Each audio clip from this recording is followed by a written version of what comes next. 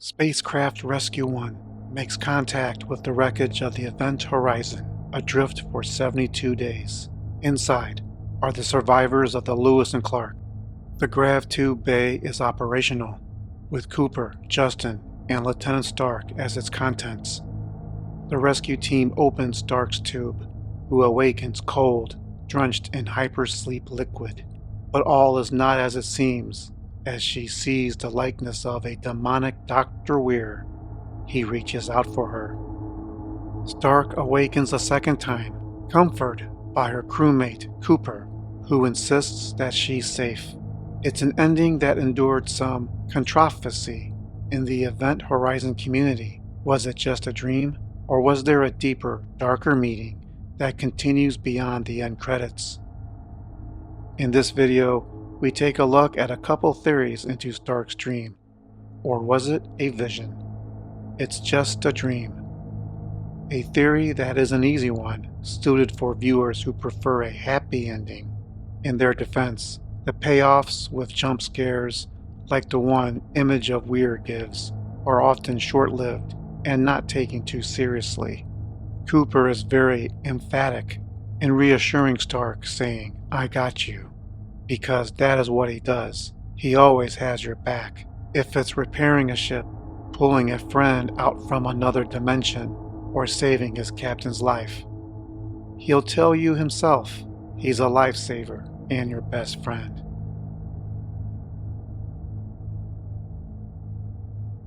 But there is another theory, one more dark and depressing. While the heart of the ship, the grav drive, exploded and disappeared into the clouds of Neptune, it was the ship, fore and aft, that was evil, cursed by the hellish dimension it had visited. Were there any clues that give evidence to this hypothesis? Yes. Stark's vision included Weir with his eyes and facial scars. Only Captain Miller had seen Weir after his transformation, but now Stark is receiving a message from the ship, and it's not a happy one. There's more. Stark had stared into a glass tube filling with blood. The hatch lights behind her reflect in the tube in front of her. Look for yourself. Does the ring spin like a gravity drive? Is she under the ship's influence? It's not the first example of someone dreaming a detail they haven't seen in person yet. Dr. Weir, in the beginning of the film, has accurate visions of a body suspended in zero gravity from billions of miles away.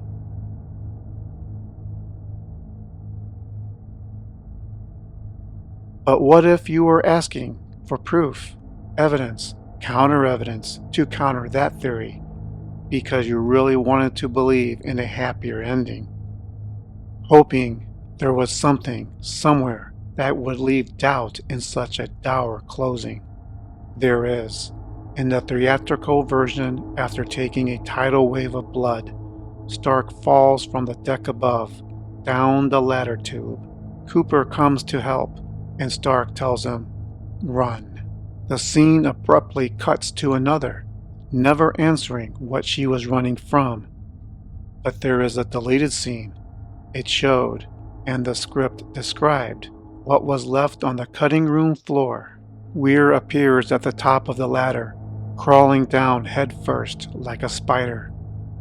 This means Stark, not Miller, was the first to see Weir return to the ship with his new look. If you're wondering, did Stark really see the Doctor with her own eyes? The film has a giant center tank filling with blood. Stark was prepping 3 gravity tubes at her captain's orders.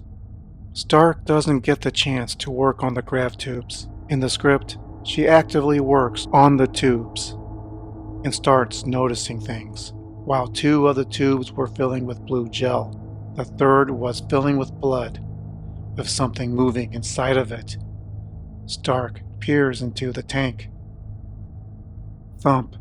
A face presses against the glass, staring back at her. Weir, bone and muscle are exposed where the skin hasn't finished forming. After she and Cooper retreat from the bottom of the ladder, Stark made her way to the intercom. In the film, We hear Stark warn Miller, "We have to get out of here now," but never says why. What does she say to her captain in the script? Miller, he's back. He was in the tank. Whether or not this is canonical is up to the viewer. Perhaps it was easier to reintroduce Weir with Miller than having to explain how he got into the grav tube first.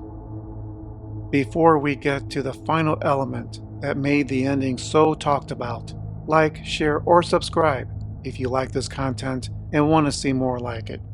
If the bad dream wasn't enough, we see and hear Stark falling into hysteria.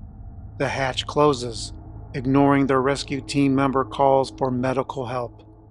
The ring of lights remind us of the gravity drive and the evils it represents. This is another visual clue for those who are proponents of the sinister. The ship has trapped them. Evil survived. Others may argue it makes sense the hatch closed. It's a shipwreck after all. The closing of the hatch helps save the crew from decompression. Makes sense. I prefer another theory, regardless of Stark was having a bad dream or worse, an evil vision. The door was little more than a science fiction velvet curtain, drawn shut at the conclusion of a show in front of a stage, or a cinema screen, if you're old enough to remember. In other words, it was directorial flamboyance. Originally uploaded in 2021, I retitled this when I had to make edits to unblock the video due to a copyright claim.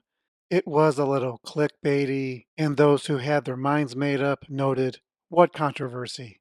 It's all settled." But there is a split. The split comes down between fans who wanted to salvage a more upbeat, happier ending, and those who embraced a more nihilistic tone, with the evils of the event horizon present to the very end. The sigh of relief, rescuing who's left of the crew, is marred by a jump scare. Now we're left asking if Stark is having a brief nightmare, permanent psychosis, or true visions.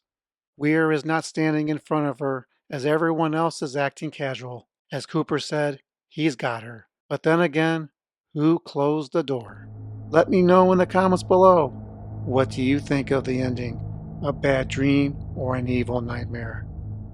This is Mr. G of Synergy saying, prepare yourself for interdimensional space travel. Watch Stanley Kubrick's The Shining or read Lovecraft. Check out other videos on the channel. Thanks for watching. Check out my new channel. It's called Synergy 2.